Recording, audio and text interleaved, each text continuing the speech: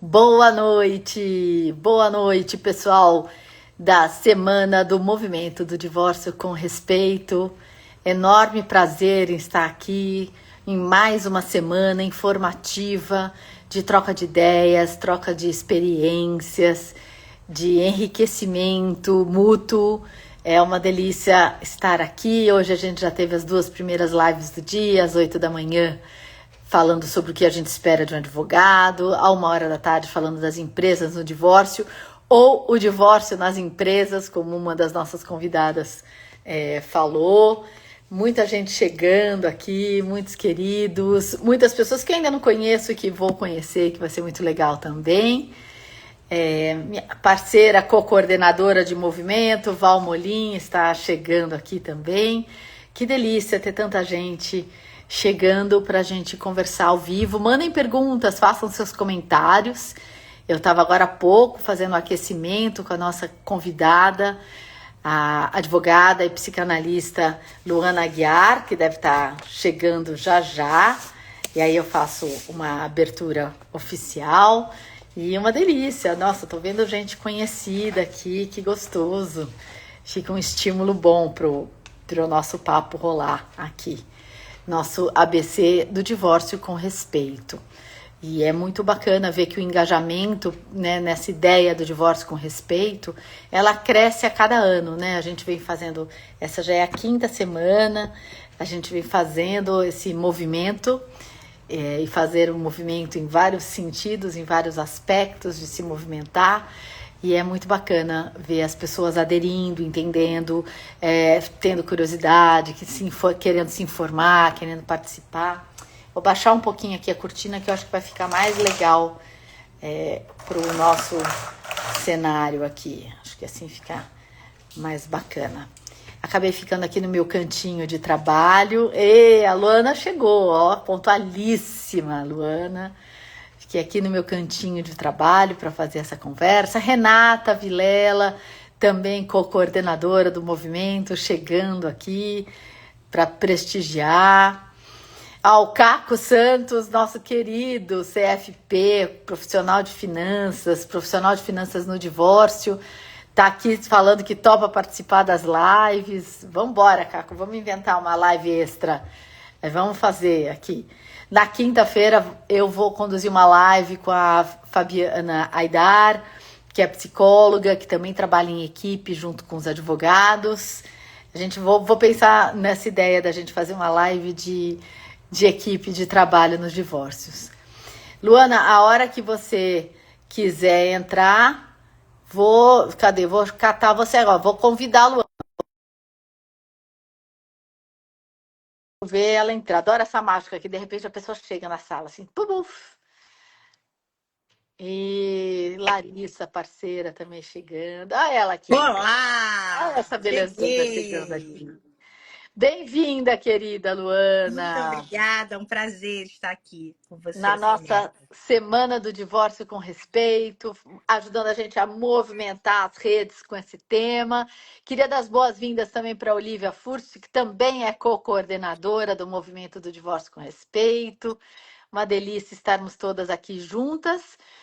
E, Luana, para a gente fazer um início oficial dessa live, eu queria apresentar você para todas as pessoas que estão participando agora, ao vivo, sincronamente, para todas as que ainda vão nos assistir. Afinal de contas, nós vamos falar do ABC para um divórcio com respeito, esse caminho para o divórcio com respeito, um assunto bem importante e um material de informação, né? Eu fico pensando que depois eu vou querer mandar essa live para alguns clientes, né? Aquele primeiro contato, acho que vamos ter um material bom aqui. Bom, mas eu tenho o prazer e o privilégio de receber na Semana do Movimento do Divórcio com Respeito, Luana Aguiar, que é advogada, psicanalista, palestrante e cofundadora da OMI Treinamentos. Pós-graduanda em meios adequados de resolução de conflitos, integra o Instituto Brasileiro de Práticas Colaborativas e o Instituto Brasileiro de Psicanálise Clínica. Com uma abordagem que une direito, comportamento humano e comunicação estratégica, Luana atua na construção de serviços e carreiras sólidas, eficientes e orientadas a resultados. Acredita que comunicar com intenção é o primeiro passo para transformar relações, negócios e caminhos profissionais. E eu devo dizer que eu acredito também, Luana. Então, um prazer receber você aqui. E vamos começar bem do começo, Luana. Se eu estou chegando para te procurar como advogada, mas que psicanalista é e não deixa de ser. E quero saber, Luana, estou me divorciando, não tenho ideia, não tenho irmão, não tenho uma amiga, não tenho um conhecido, não sei nem por onde começar. Por onde a gente começa, Luana, para fazer? Mas eu quero um divórcio com respeito. Eu e meu marido, a gente segue a filosofia Lulu Santos, a gente não se quer mal, a gente só não se quer mais. Por onde a gente vai? Adorei essa. Adorei a filosofia Lulu Santos. Eu acho que a gente parte realmente dessa, juntando, né, como você disse, tanto o direito quanto a psicanálise, parte exatamente dessa comunicação, né? Eu acho que o primeiro ponto é entender há quanto tempo esse processo de divórcio já acontece internamente. Também é uma coisa que muitas vezes a gente esquece quando é advogado, né? Já faz a lista dos papéis, dos documentos, mas eu acho que o primeiro passo é a gente ouvir o cliente para entender desde quando esse processo começou, porque ele já existe muito antes da gente distribuir uma ação, ou tentar um acordo, uma negociação. Ele já acontece inicialmente dentro desses pares que não querem mais ser um par. Então, acho que a gente ouvir bem a história e conseguir compreender o quão amadurecido está esse processo interno é, para mim, o primeiro passo desse ABC. Perfeito. É muito legal isso que você falou, né? Porque a gente, quando vai negociando, né, trabalhando com criação de consenso, a gente parte dessa ideia. Nós, profissionais, sabemos que há tempos, que cada um tem seu tempo, que tem o tempo, inclusive, o cronológico, né? Mas que as pessoas têm seu tempo interno. E que ele pode ser muito diferente de uma pessoa que, consciente ou inconscientemente, já vem pensando, eu quero me divorciar, até o momento que ela enuncia para o outro, e o outro pode ser pego completamente de surpresa, né? Mas vamos pegar aqui uma média, Luana, vamos pensar então que eu e o meu marido, a gente chegou juntos, e a gente fala para você até, olha, já passamos aí por um processo de conversas, a gente faz terapia, conta pra gente o que a gente precisa fazer, que combinados a gente tem filhos menores de idade, que combinados a gente pode fazer, precisa fazer, o que é isso? O que você recomenda? Pensando no divórcio com respeito, né, e trazendo aqui as práticas colaborativas. Inclusive, eu queria abrir um parênteses, a Olivia está aqui, parabenizá-la pela capacitação que ela acabou de concluir essa semana. Foi incrível, vi comentários, tem colegas meus que fizeram. É muito bom manter o movimento colaborativo vivo. Aproveitando esse parênteses, para dizer que eu acho que o principal passo é a gente quando você tem filhos menores, né? Isso aqui também queria trazer aqui, já que a proposta é que essa live consiga seguir para outras pessoas, o quanto é importante a gente conseguir dialogar a partir dessa questão dos filhos. Né? Então a gente precisa entender também, ainda nesse ponto, como é que esse casal pensa nas questões dos filhos, o que eles entendem, o que eles conseguem dialogar, como é que vai ficar esse acompanhamento, como é que vai ficar a divisão dos lares, né? Como é que vai ficar se tem bens, essas questões práticas, mas principalmente eu acho que o afeto. A gente trouxe aqui em outros momentos, eu estou sempre acompanhando o divórcio com respeito. Eu acho que é muito importante quando a gente fala sobre essa questão de que a família persiste, né? Que é algo que eu acredito muito. Eu acho que a base é essa: a família precisa persistir. Então a gente precisa ter esse olhar atento para entender exatamente como essa família consegue se manter família apesar da distância. Então a gente começaria talvez pelos filhos, sabendo como já está a convivência agora, se eles já estão separados de fato, se não estão, para que a partir da escuta deles a gente consiga construir uma negociação colaborativa que realmente funcione para aquele casal, para aquela família, que cada família vai ter a sua estrutura e isso precisa ser respeitado dentro do processo de negociação desse divórcio. Perfeito. Então, a tua ideia nessa escuta com esse casal, e você trouxe uma coisa que eu acho bem bacana, né? Que é a ideia de deixar bem forte para esse casal de que a família persiste, né? Falando num termo um pouco mais técnico, o casal conjugal se separa, mas o par parental, ele permanece Exato. unido, deve permanecer unido, né? Então, a tua proposta seria, vamos começar a conversa pensando então em como a gente mantém essa organização dessa família em prol dos filhos, é isso? Exatamente, sobretudo as crianças, priorizando essas crianças menores, porque é realmente a criança quem mais vai sentir, principalmente, essa separação. Então, quanto mais conseguir ter uma rotina, ou quanto mais próximo o contato com os pais, melhor para essa criança. Além do que, normalmente é o ponto em comum. Então, quando a gente tem um ex-casal que diz que se dá muito bem, mas em alguns pontos a gente vai ter um conflito, é sempre bom a gente trazer esse amor em comum, né, que são os filhos, para que a gente consiga manter essa negociação colaborativa também. Então, acho que lembrá-los também dos filhos e ter os filhos como centro dessa negociação do divórcio é fundamental para que ele funcione e permaneça também colaborativo. E aí, uma dica prática, Luana, como é que a gente coloca na prática os filhos no centro? Como é que pergunta, que você quer saber desse casal para ajudá-los a construir um acordo nesse momento de que o casal conjugal está se separando, mas o par parental precisa se organizar? Aí a gente tem uma dica que eu acho que a gente pode trazer aqui da prática colaborativa, né? Que é pensar em como eles querem ver essa relação com os filhos daqui a algum tempo, de onde eles estão partindo e como eles querem ver isso lá na frente, onde eles querem chegar, qual tipo de relação eles querem manter e construir com esses filhos, apesar do divórcio, né? Que a parentalidade ela deve permanecer, independente do casal. Então, acho que a gente ter isso, esse ponto de partida para eles perceberem onde eles estão e aonde eles querem chegar, isso é muito importante. Porque eu acho que o respeito é isso. O respeito é a gente conseguir escutar o outro. Mesmo que muitas vezes, a princípio, não seja aquilo que a gente quer, ou que a gente concorde, mas ter esse movimento de entender da onde o outro está partindo. Porque não é o mesmo ponto que a gente. Foi o que você falou muito bem. Às vezes, um já está com essa ideia muito amadurecida, mas o outro é pego de surpresa. Então, os tempos estão diferentes. A gente precisa colocar essa mesa para entender da onde o outro está partindo, da onde você está partindo, para a gente conseguir construir algo. Então, acho que sobre os filhos, um ponto importante é isso. A gente entender o que eles querem, principalmente como eles querem lá na frente manter esse vínculo, que muitas vezes se perde. Infelizmente, muitos casais se separam e a parentalidade também vai embora, né? Acaba Uhum. junto com o relacionamento. E isso é péssimo.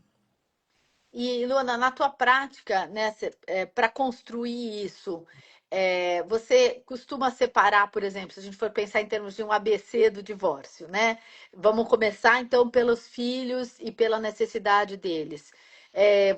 Você falou, né, de pensar em que história eles querem que esses filhos contem desse divórcio no futuro, que essa família conte, mas a gente pode, você começaria por onde? Por exemplo, vamos pensar em como manter essa convivência, pai, mãe e filhos, depois que o casal não estiver mais morando junto? Por qual porta de entrada você sugeriria?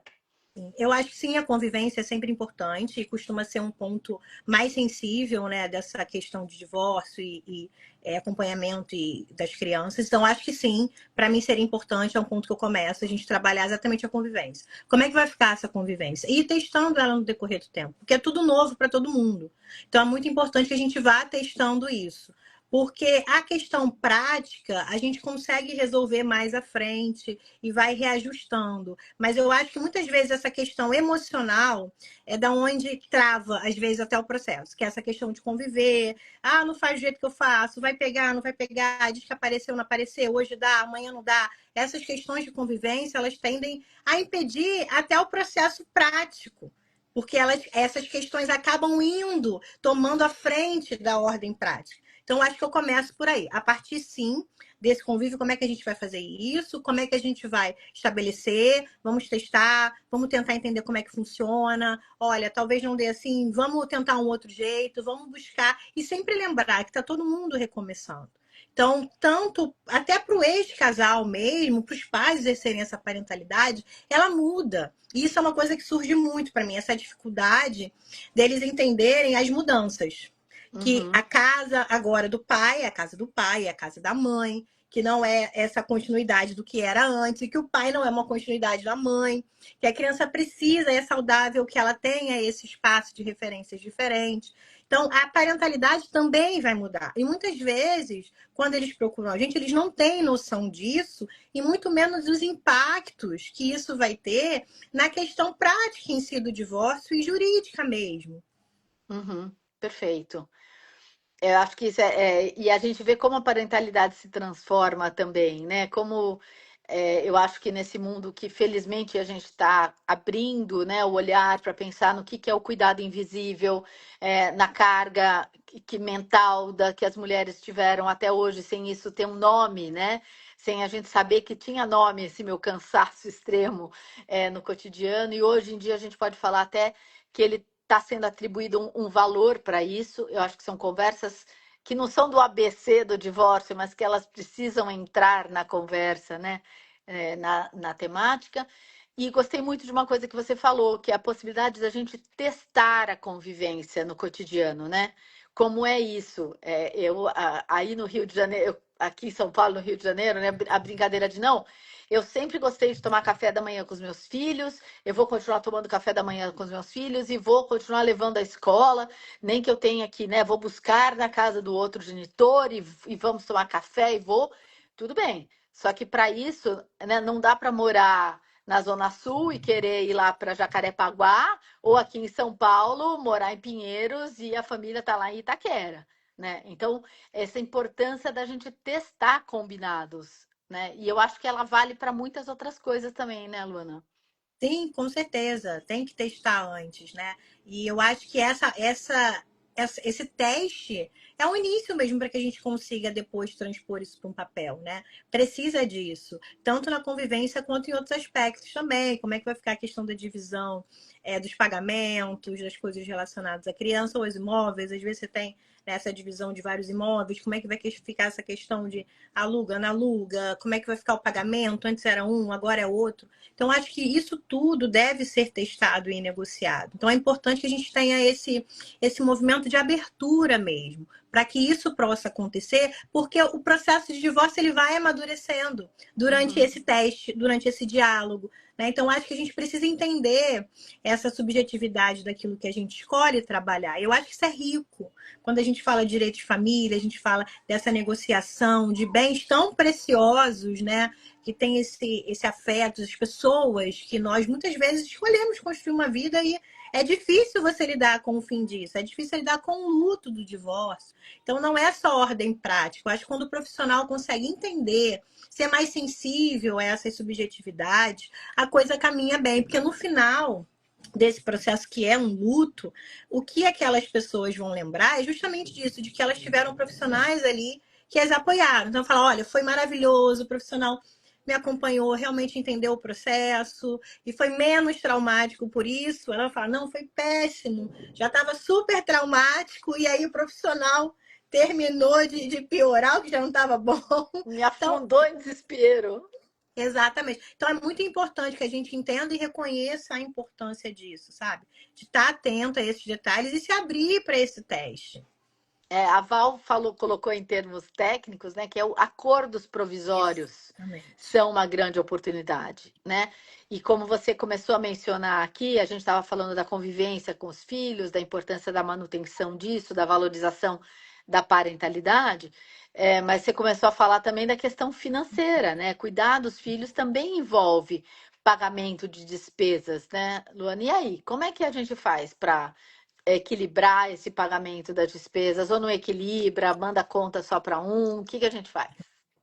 Depende, né? Depende de muitas coisas. Você falou também sobre as questões da mulher, né? Então a gente tem que analisar esse caso, saber se essa mulher realmente está no mercado, se ela não está, se ela vai precisar efetivamente, né, de alimentos provisórios para que ela consiga se restabelecer. Então a gente tem esses detalhes práticos e jurídicos que precisam ser avaliados. Mas com certeza, e a gente ainda tem um protocolo para julgamento sob perspectiva de gênero, que embora a gente não leve isso para um litígio, a gente está falando aqui de um divórcio com respeito, de uma negociação colaborativa, mas eu também acho, embora seja do CNJ e sejam para os juízes, que nós, na condição de advogados, também estejamos abertos a isso. Então, acho que a gente precisa ter esse olhar também, né, sob perspectiva de gênero, principalmente levando essa questão de que a mulher tende a ter demandas do lar que não são pagas, não são remuneradas de forma alguma, e o quanto muitas vezes isso afasta ela do mercado de trabalho. Então, acho que a gente tem que olhar caso a caso, mas com certeza essa divisão tem que sempre considerar o aspecto,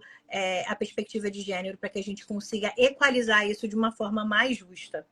Perfeito. Eu vou fazer uma digressão aqui, mas Uhum. o tema me é muito caro, né? Que é o protocolo para julgamento com perspectiva de gênero. Esse documento está disponível no site do Conselho Nacional de Justiça para quem quiser conhecer. E como a Luana falou aqui, eu repito, não precisa ir para litígio para usar o protocolo. Nós, advogados, somos grandes divulgadores da existência desse protocolo. A gente pode citar pontos que são diretrizes trazidas aqui nos nossos acordos, inclusive, né? Então, acho é uma ferramenta de trabalho. O protocolo traz questões que nós, advogados, podemos fazer para os nossos clientes. Não são só os juízes.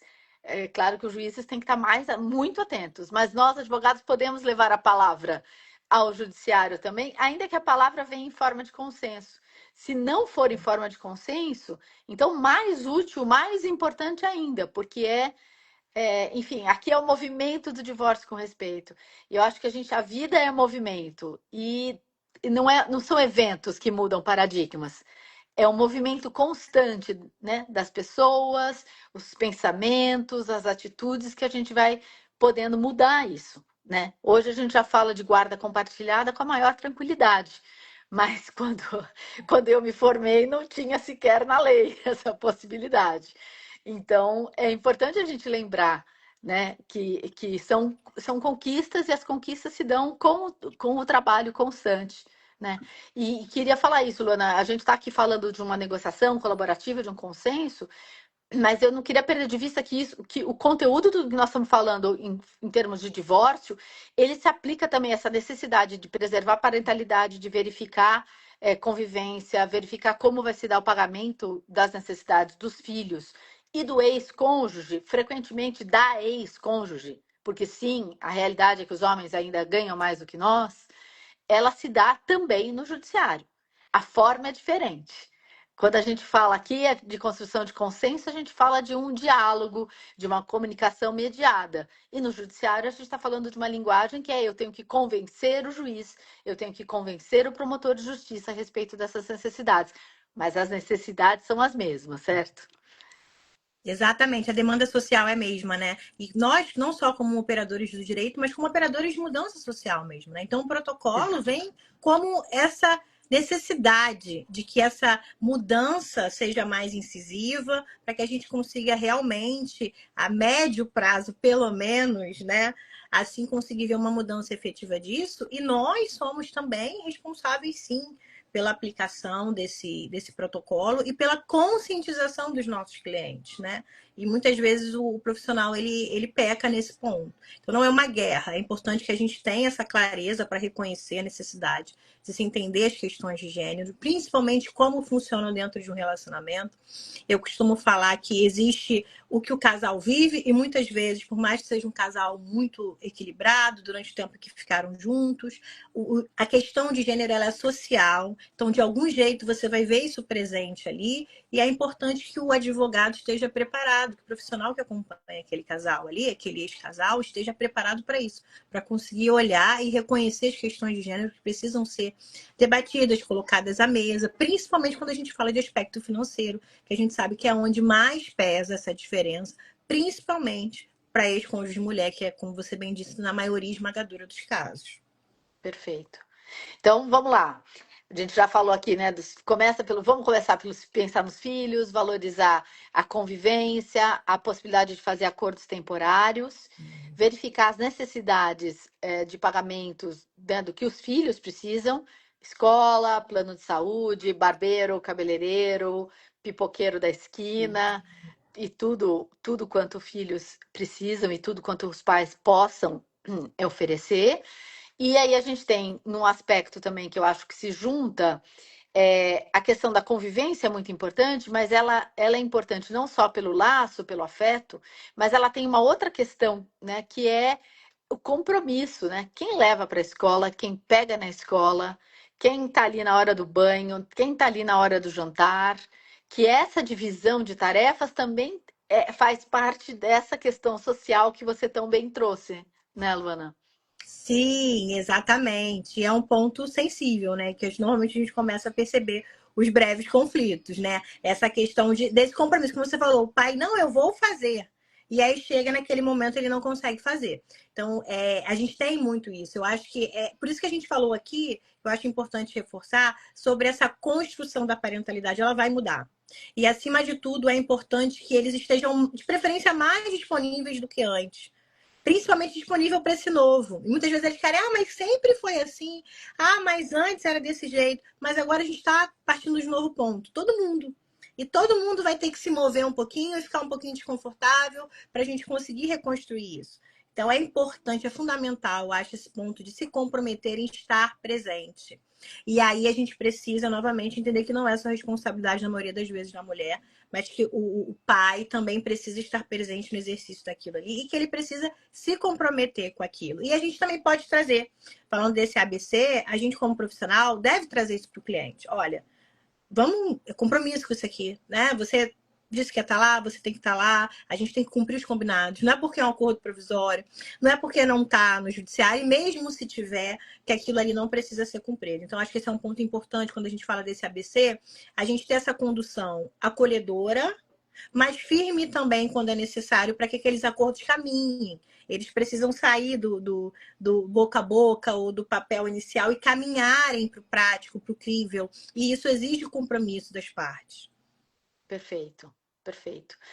Luana, fala um pouquinho sobre a questão da necessidade da ex-cônjuge. Vamos dar nome, vamos dar gênero aqui, né? Porque é fato que, sim, já peguei casal em que a mulher ganhava mais, sim, isso existe, mas isso é 2% da minha carreira, É né? a exceção que confirma a regra, né? Exatamente. Então vamos lá. Normalmente no final das relações conjugais, mesmo que o casal tenha um certo equilíbrio na divisão, por exemplo, do cuidado com os filhos, raramente tem um equilíbrio financeiro. Como lidar com isso nesse nosso ABC?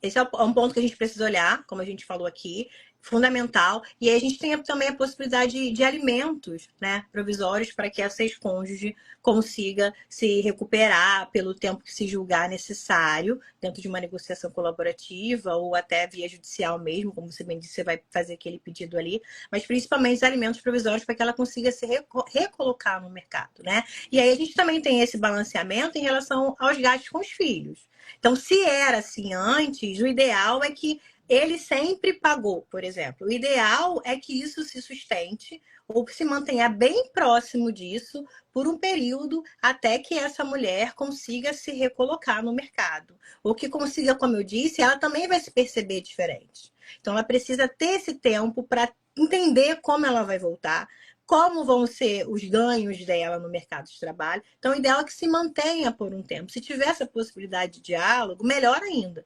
Digo, olha, vamos manter aqui, sempre foi assim, vamos estender isso por mais 6 meses, e aí a gente reavalia, e aí vê se realmente já dá para diminuir um pouco, se ela já conseguiu se recolocar no mercado de trabalho ou não. Mas a gente precisa ter esse cuidado, principalmente com a ex-mulher, que é normalmente quem sai muito mais prejudicada financeiramente no divórcio, inclusive. Tem muitos estudos que trazem isso. O homem ele se recupera muito mais rápido de um divórcio do que uma mulher, né? Quando a questão é ter a vida que tinha antes, ou se recolocar financeiramente no mercado de trabalho, ou questão de bens, de movimentação de empresa. A mulher tende a se prejudicar financeiramente por muito mais tempo do que o homem após um divórcio. Perfeito. Eu estou deixando para a partilha, os bens, para daqui a alguns minutos. Queria só explorar aqui, vamos, só para te provocar, né? Você falou muito em alimentos provisórios para ex-cônjuge. Quer dizer que se eu me separar dele, ele ganha mais do que eu, ele não vai ter que me pagar para sempre uma pensão alimentícia, ele não vai pagar as minhas necessidades para sempre, ele pagou sempre durante o casamento? Então, essa é uma pergunta comum, né, que a gente recebe. Então, o importante é que isso, o ideal é que isso seja transitório, né? 90% dos casos isso vai ser transitório, a não ser que o ex-casal resolva, dentro desse acordo, uma pensão vitalícia, ou que exista alguma coisa ali que efetivamente necessite disso. Mas na maioria dos casos, a gente vai ter um processo de transição Por isso a ideia dos provisórios, né? Para que ela tenha essa transição na vida profissional dela, para que ela consiga se manter após esse processo de divórcio. Então, esses alimentos provisórios, que não necessariamente vão ter um tempo definido, vai ser avaliado caso a caso, mas isso é para auxiliá-la nessa transição de volta ao mercado de trabalho. Mas, doutora Luana, o que que a lei fala? Quanto tempo eu posso receber esses alimentos transitórios? Então, a gente vai estudar caso a caso, né? Depende, mas depende. Normalmente a gente vai ter aí, eu acho que está provavelmente por volta de 1 ou 2 anos, mas esse processo ele demora, né, minha cliente? Quando eu digo que ele demora, o que eu quero dizer é no sentido de que a gente não tem uma estimativa efetiva. Né? Isso vai precisar ser avaliado caso a caso. Não dá para te falar, olha, vai ser por X tempo. As pessoas normalmente têm essa dúvida, né? Não vai ser por X tempo efetivo. A ideia é que seja avaliado caso a caso e isso aconteça realmente a partir de uma transição. Principalmente falando desse ponto de divórcio respeitoso. Porque eu acho que isso é um ponto importante quando a gente fala desse respeito. Essa construção desse tempo caso a caso. Perfeito, excelente. Muito, muito bom teu gancho, Luana. Então, falamos aqui um pouco de filhos, né, de criar uma convivência, do pagamento das necessidades da ex-cônjuge. E isso é tudo a gente está falando de cotidiano, do dia a dia, das necessidades, né? E que é bom lembrar aqui, já que estamos falando de um ABC do divórcio, e que havendo mudança na situação do casal parental, em termos de rendimento, ou das necessidades dos filhos, de repente, uma possibilidade de fazer um intercâmbio que um deles possa ter, tudo isso pode ser reajustado e rearranjado. Então, é importante que se diga que no direito de família não tem aquela história de, ai, está transitado e julgado, assinei o acordo, não vai mudar nunca mais. Não. Exatamente. Mas eu queria, então, vamos para. Eu acho que tem mais dois pontos. Vou passar rápido, assim a gente fica mais no último, que é o nome. No divórcio, a gente também pode destrocar de nome, né, Luana? Como é que funciona isso? Sim, a gente pode retirar, né? E você pode manter também, que é uma opção que muita gente tem feito hoje, uma vez que você já é conhecida por aquele sobrenome e tá tudo bem, ele também entende que tá tudo bem você manter, você pode manter o nome, ou pode voltar para o seu nome, que é o mais comum. Mas eu acho curioso que a gente falar sobre essa possibilidade de manutenção, que muita gente ainda não conhece, mas é possível manter o sobrenome mesmo após o divórcio. Você sabe que eu tive, por coincidência, assim, meio simultâneo recentemente, uma cliente e uma amiga passando pelo divórcio, e ambas muito conhecidas, casamentos longevos de décadas, e ambas tinham adotado o sobrenome do marido e eram conhecidas pelo sobrenome do marido, né? E muito em dúvida. De um lado, um desejo. Aí é bom estar falando com a psicanalista aqui também, né? De um lado, um sujeito de desejo falando, eu queria voltar pro, né? Queria ter meu nome de solteira, que é a minha identidade primeira, sem ele. O casamento acabou. E por outro lado, uma questão de gente, mas já se passaram quase 30 anos. Eu só uso esse nome, as pessoas me conhecem por esse nome. Meu Instagram tem esse nome na conta, né? E aí, nos dois casos, conversei, e a minha amiga falava assim, mas tudo bem, né? Não é uma vergonha eu continuar com o nome do marido. Eu falei, de jeito nenhum. Vergonha é roubar e não conseguir carregar. O resto a gente conversa, né? É importante que você converse, que não seja uma coisa que, sem pensar. Acho que tem que ser pensado. Mas eu acho bacana pensar nessa possibilidade. Não, esse nome, embora eu tenha vindo pelo casamento, ele se tornou meu e ele faz parte da minha identidade, né?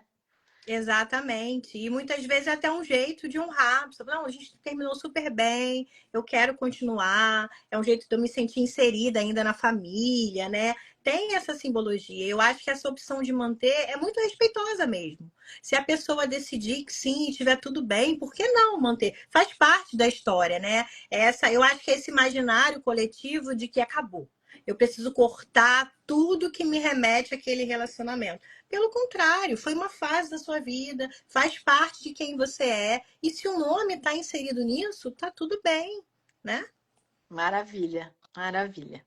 Então já falamos então de filhos, pagamento de necessidades, nome. Vamos falar então da partilha de bens, que é um tema também que a gente precisa enfrentar quando a gente fala de divórcio. Quando tem muitos bens, a gente às vezes fica feliz, às vezes fica triste. A gente não sabe se vai dar mais ou menos trabalho do que quando aquele casal tá ali tão apertadinho. Mas vamos lá, doutora Luana, conta um pouco pra gente dessa história do que é partilha de bens.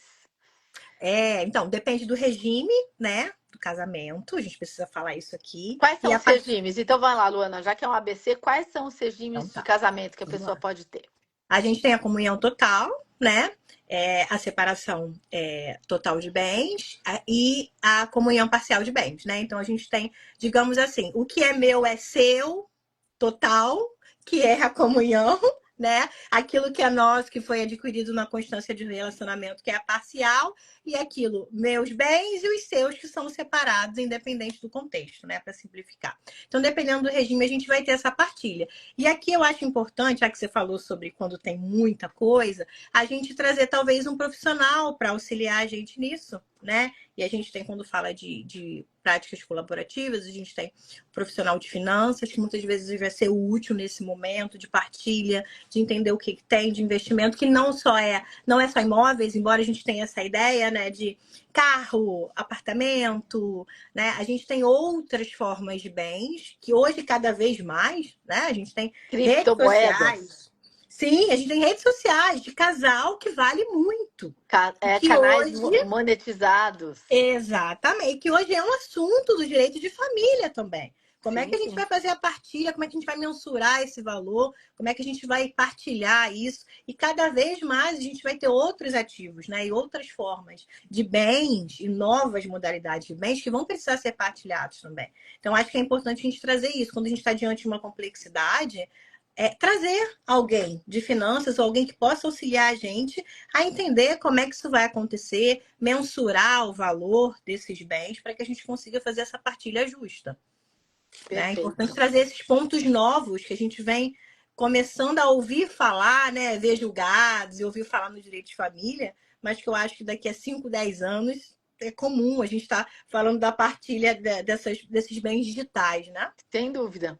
Acho que também a gente tem que lembrar de falar que dívidas também são partilhadas, né? Sim. Eu acho que é importante a gente lembrar que quando a gente bota no bolo, o bolo é o positivo, mas o bolo também é o negativo. Não só as dívidas, como financiamentos, né? Se a gente tem que pensar nisso, nós estamos juntos comprando um imóvel, como é que nós vamos cuidar disso daqui para frente? Né? E eu acho que é importante, como você falou, né? Mesmo a família pode nem ter tantos bens assim, mas às vezes uma consultoria com outro profissional, né, que saiba, por exemplo, avaliar riscos de financiamentos, porque às vezes, puxa, o financiamento só foi concedido porque nós dois juntos temos esse crédito, mas será que separados a gente vai poder manter o financiamento? Então, eu acho que acho que você falou, né, das pessoas estarem abertas para o novo e nós, advogados, que a gente acompanha esses divórcios, a gente também ter claro que a gente não sabe tudo e poder trabalhar com colegas, né? Poder trabalhar com parceiros nessa história. Eu acho que é bem importante a gente lembrar disso, né? E eu queria fazer uma conexão aqui. A Val fez uma pergunta bem bacana que eu já vou passar para você já já, mas eu queria trazer uma outra experiência que eu tive que foi muito bacana, Luana, que junta com a questão de gênero, da necessidade da mulher e a questão de partilha. E por isso eu gosto tanto de trabalhar com construção de consenso em acordo, porque permite a gente ser muito criativo, né? É, Era um casal que ele começou os negócios dele começaram a ir muito bem, ele começou a ganhar muito dinheiro, ela passou a se dedicar ao hobby dela, que era enfim, e parou de trabalhar, de ser remunerada profissionalmente, cuidava, lógico, da casa, da vida deles, e a vida foi indo. E mais tardiamente eles decidiram por adotar um filho. Então eles já tiveram filho numa idade mais tarde. E aí, quando essa criança tinha por volta de 10 anos, esse casal conjugal então resolve se separar. E foi uma experiência muito bacana. Eu era advogada dos dois, eu fazia uma representação conjunta à época. É, ele entendia muito de números, ela não entendia nada, então já foi bacana poder falar: peraí, nós vamos trazer aqui, né, alguém para te ajudar a entender, porque você vai ter que começar a cuidar disso. Quanto ao pagamento da filha, para esse pai estava tranquilo, eu sou 100% responsável pelos gastos da minha filha. E ele falava claramente: eu sou 100% responsável por ela também.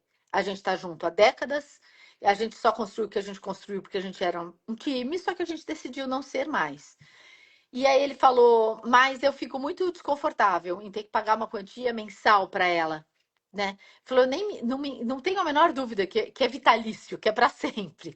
Mas eu fico desconfortável porque ela vai ter namorados, eu vou ter namoradas, a gente pode até casar de novo. E ele falou: não fico confortável, mas eu queria que ela se sentisse bem. E à medida que a gente foi conversando, Lu, foi muito legal, porque eles construíram a ideia de que, como eles tinham imóveis que eram alugados, esses imóveis significavam renda mensal.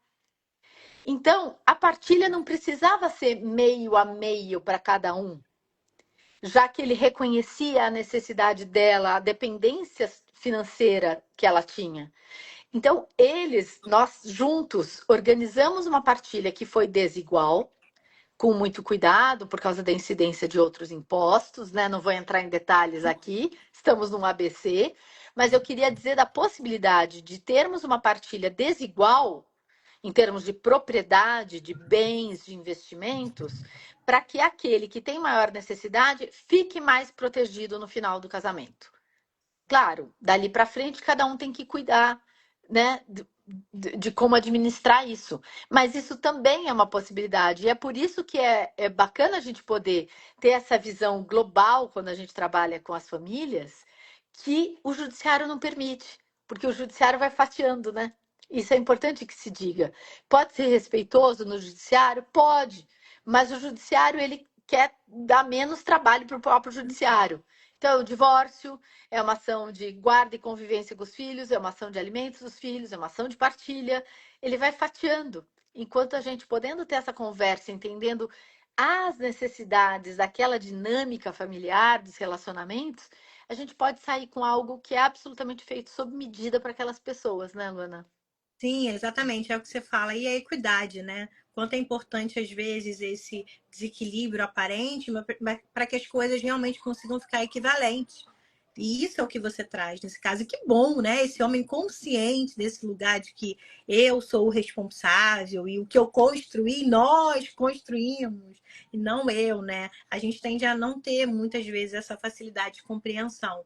Mas quando isso acontece, facilita muito o processo, né? De entender que, olha, precisa ser desigual para reequilibrar, para que ela Exatamente. consiga, no final das contas, ter as mesmas oportunidades que eu, que não saí do mercado de trabalho, né? Tive e continuo tendo. Então, só essas questões de você ter a oportunidade de manter algo que já existe, não ter que recomeçar, isso já é uma vantagem que precisa ser colocada à mesa e levada em consideração quando a gente fala de uma partilha também.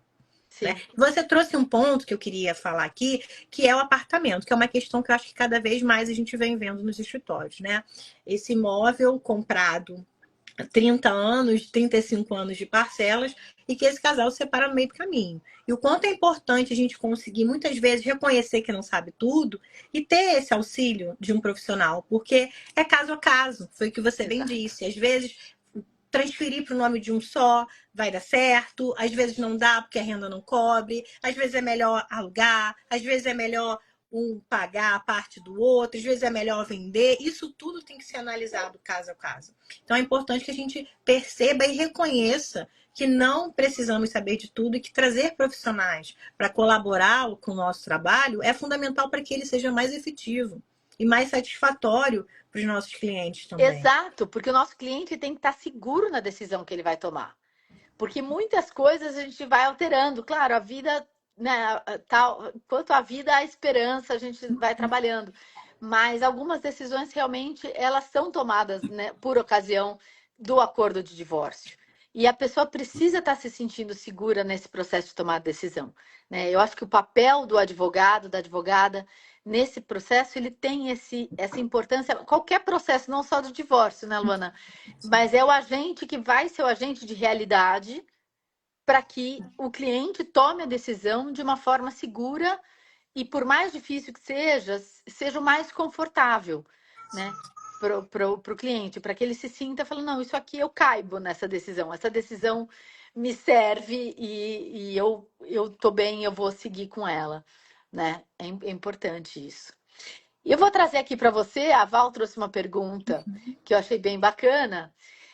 Como sei se eu devo procurar sozinha uma advogada ou em conjunto com meu companheiro marido? Uhum. Então, vamos lá.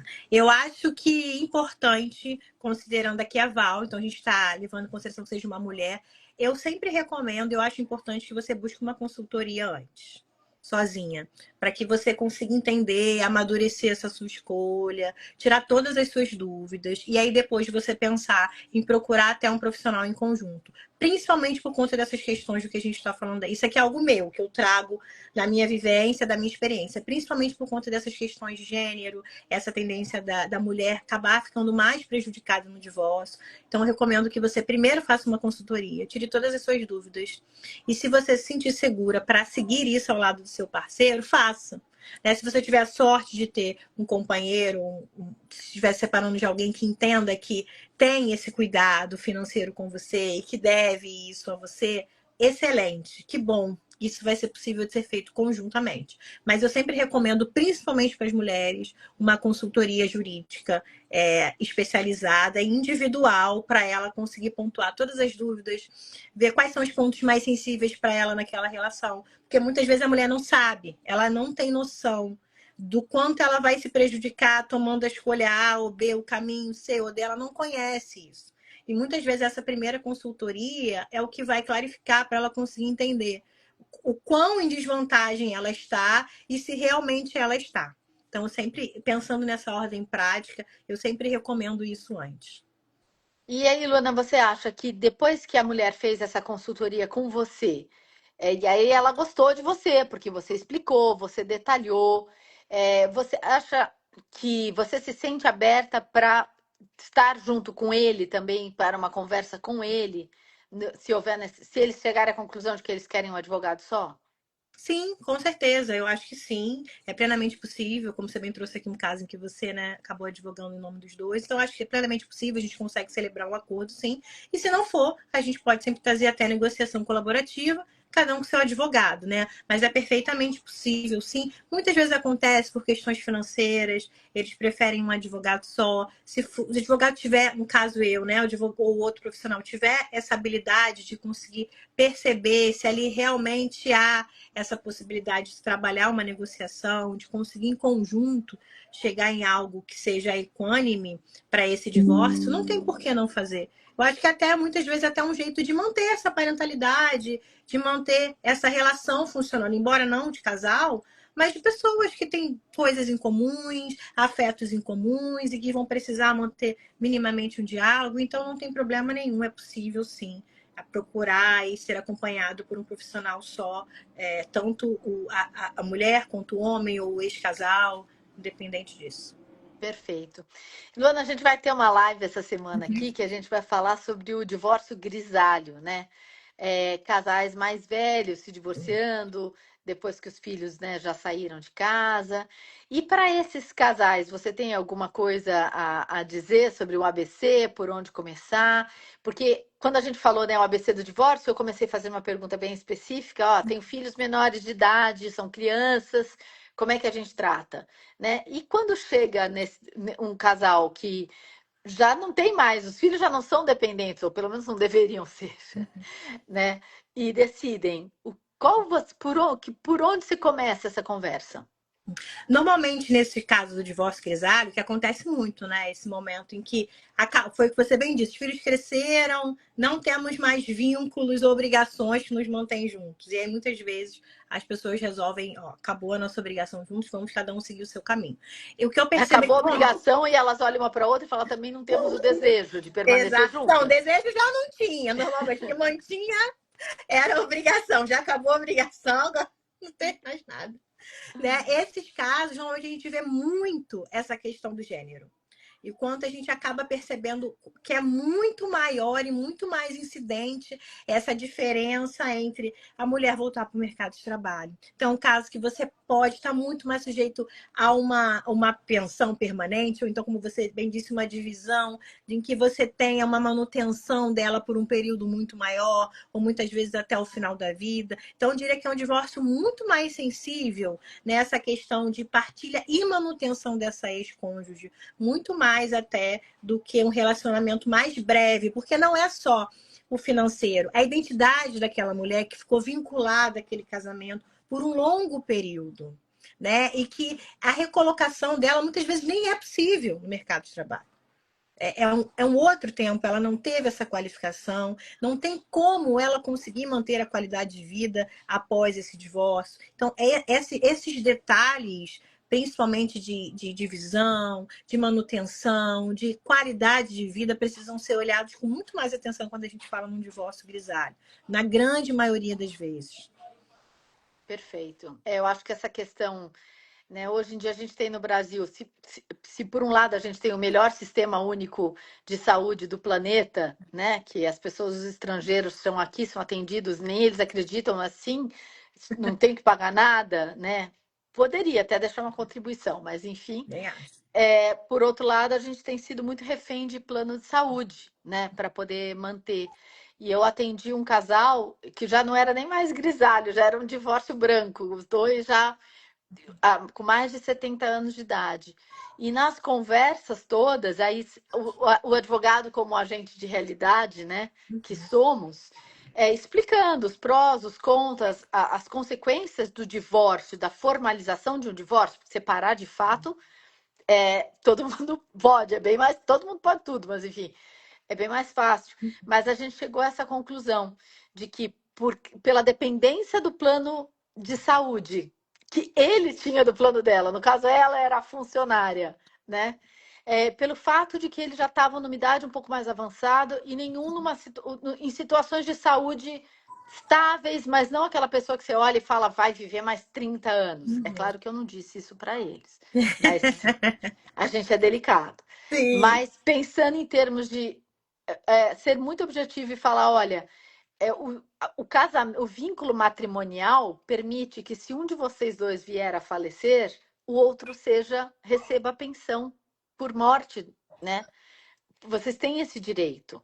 E na idade que vocês estão, fazer um divórcio, formalizar um divórcio, é abrir mão disso, né? E aí, com base nesses dados de realidade, eles foram entendendo que realmente vamos construir uma separação de fato, que para eles era importante, mas que vamos fazer combinados sobre essa separação de fato, mas que de fato formalizar o divórcio não era proveitoso para eles. Não, e era um casal que evidentemente não tinha bens, né, que pudessem gerar a manutenção deles. Então eu acho importante a gente falar disso, pensar bem, né? Você trouxe a questão de gênero, eu estou trazendo essa questão de dependência também, porque a gente tem que aprender a ficar alerta a outras situações, né, Luana, que não estão no nosso script mais comum quando a gente pensa em divórcio. Eu acho que estar aberto ao novo e às transformações, isso vale para todo mundo, não só para os nossos clientes, né? Exatamente. E foi o que você disse, né? Um agente de realidade. Eu acho que é isso mesmo, né? Trazer o quanto é possível aquele desejo, o quanto é vantajoso ou não aquele desejo que o cliente traz inicialmente, que às vezes ele mesmo vai falar, olha, no final das contas, não é isso que eu quero, né? Isso que eu achei que me daria o que eu quero, não vai me dar. E isso também é ser esse agente de realidade, conseguir ser esse profissional que vai trazer a solução. Né? Nem sempre o cliente chega te pedindo alguma coisa e a partir da conversa você percebe que aquilo não é vantajoso. E é importante você falar, ó, não é. Nesse caso não vai caber. E o divórcio grisalho é muito isso, né? Os detalhes, a subjetividade precisa ser muito bem analisada, porque os prejuízos são muito maiores. Exato, exato. E eu lembrei de uma outra coisa aqui, a gente tem uns minutinhos para falar um pouco, que é quando a gente fala em divórcio, né, nós estamos aqui no ABC do divórcio, então temos questões práticas a enfrentar, cuidado e responsabilidade sobre os filhos. A gente falou de filhos, crianças e adolescentes, que são chamados menores da idade civil, né? Assim, a gente teria que falar também de maiores de idade com dependência, que são os incapazes, vários atos da vida civil, ou seja, que eles não conseguem trabalhar para prover seu próprio sustento ou necessitam de suporte, que é outro tema importante. Mas falamos de manutenção e falamos de partilha de bens, né, e necessidades financeiras. Mas eu queria, agora, falando do divórcio grisalho, eu me lembrei da experiência de uma amiga. Veja que eu, né, já estou nessa fase do divórcio grisalho. Se bem que o meu casamento continua bom, então, por enquanto, o divórcio de grisalho é dos outros. Mas que para ela, o mais difícil foi enfrentar o círculo de amigos, foi o divórcio social. Né? Os casais que sempre saíam juntos, os casais que sempre passeavam juntos, os pais dele, os pais dela, porque apesar deles grisalhos, tem pai e mãe, revoltadíssimos. Como é que você vai se separar dele? No caso, foi a minha amiga que teve iniciativa, né? Como assim você vai, depois desse tempo todo, por que já não fica casada para sempre, né? Então, esses outros aspectos, né, Luana? Divórcio social, divórcio afetivo, a gente falou aqui, né, do financeiro, falou de filhos, mas tem essas outras questões, né, que a gente precisa também, às vezes, abordar com os nossos clientes. Sim, com certeza, essa aceitação social, como você bem disse, né? O luto. Porque se você faz isso depois, nessa fase do divórcio grisalha, agora, mas agora já tá, continua, né? Então as pessoas tendem a ter esse movimento. E sempre, com os filhos também, mas agora esses filhos estão pequenos, espera mais um pouquinho, deixa eles crescerem, dá mais uma chance, né? Então você sempre tem essa pressão para manutenção daquele vínculo do jeito que tá. Então, isso incomoda muito. Normalmente, esse é um dos fatores que faz com que as pessoas vão postergando essa ideia de efetivamente comunicar o divórcio. Muito mais, às vezes, a decisão já está tomada, mas a manutenção da aparência, né? Ela se prolonga muito mais por conta desse ponto. Do como eu vou comunicar. E essa construção da identidade, né? A gente falou sobre esse luto, é isso também. Eu deixo de ser quem eu era. Eu vou precisar refazer muitos vínculos e vou perder alguns, porque tem gente que não vai saber lidar com esse divórcio. Né? Então, essa quebra dos vínculos, além desse processo interno que já é difícil, impacta muito e normalmente atrasa essa decisão. Né? O social sempre influencia muito na decisão de um divórcio. Perfeito, perfeito. Muito bacana, muito bacana. Bom, estamos chegando ao fim da nossa live. Como a gente previu, a nossa hora ia passar muito rápido Boa! mesmo. E aí eu queria que você falasse suas palavras finais, um fechamento, o que você quiser. O espaço é todo seu. Nós aqui do Movimento Divórcio com Respeito, a gente agradece muito pela tua participação, pelo seu tempo, né, por dividir toda a sua expertise aqui com a gente nesse movimento de uma forma tão generosa, porque é um movimento de voluntários. Nós somos todas pessoas que acreditamos e estamos nos movimentando para que os divórcios sejam sempre respeitosos, não importa de que forma eles aconteçam, que eles possam acontecer, mas que eles necessariamente aconteçam com respeito. E aí, deixo aqui para você. E amanhã às 8 da manhã tem mais live aí, hein, pessoal? Voltem aqui amanhã às 8, à 1 e às 8 da noite a gente está de volta. Mas o palco é seu, Luana. Eu que agradeço, é muito bom estar aqui, é importante a gente falar sobre isso. E eu acho que se eu posso deixar alguma coisa, é lembrar que esse relacionamento iniciou, né? Por amor. Então é importante que o respeito fique, que a gente consiga entender que, como você bem disse, independente do divórcio ser colaborativo ou não, né? Se a gente tiver, inclusive, uma decisão judicial, que a gente consiga entender que a parentalidade é importante com filhos.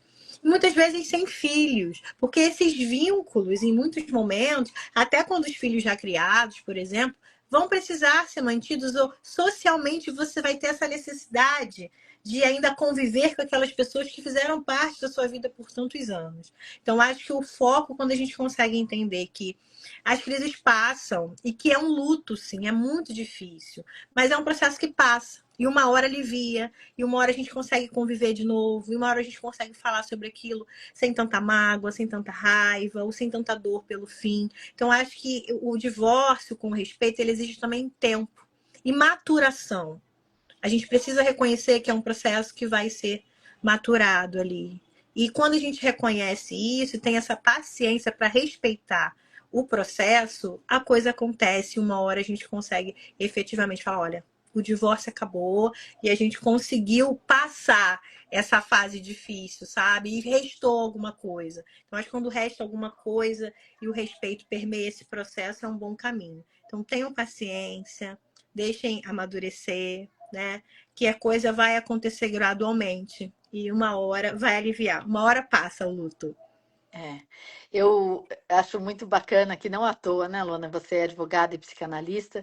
Que Você começou a sua fala trazendo o tempo, né? O tempo interno de cada um, e você fecha a sua fala falando da importância da gente respeitar esse tempo e esse luto, né? Viver esse fim desse projeto comum, esse fim, talvez desejado pelos dois, não desejado, mas assim, decidido pelos dois, às vezes não, mas acho que a gente vai ter que viver, né? Tempo e maturação. Eu gostei bastante. E como você disse, vai aliviar.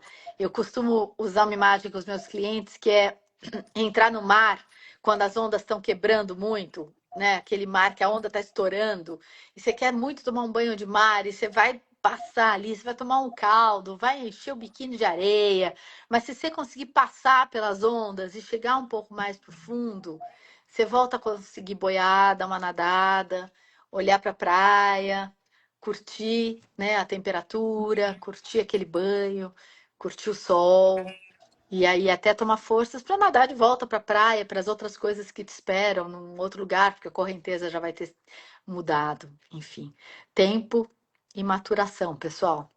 Ana Guiar nos presenteia com esses dois elementos importantíssimos para o ABC do divórcio, mas para a vida. Então, Luana, super obrigada. Eu que agradeço. Prazer Obrigada. imenso conversar contigo. Obrigada pela tua generosidade e até os próximos encontros. Sim, com certeza. Obrigada, tá? Um beijo. Obrigada a todos que participaram. Então, a Semana do Divórcio com Respeito continua até sexta-feira. Ainda teremos lives incríveis. Nós vamos falar sobre famílias multiespécies, né? Falamos aqui do divórcio com respeito, família multiespécies. Nós vamos falar sobre as oficinas de parentalidade, que são um jeito das pessoas aprenderem a lidar com as questões com os filhos. A gente vai falar sobre a impossibilidade de se separar por meio, passeando pela literatura também. A gente ainda tem conversas muito bacanas ao longo da semana. Venham, fiquem, divulguem para os amigos e sigam conosco. Vamos seguir trocando ideias. Boa Beijo. noite, gente. Muito obrigada. Tchau, Tchau. tchau.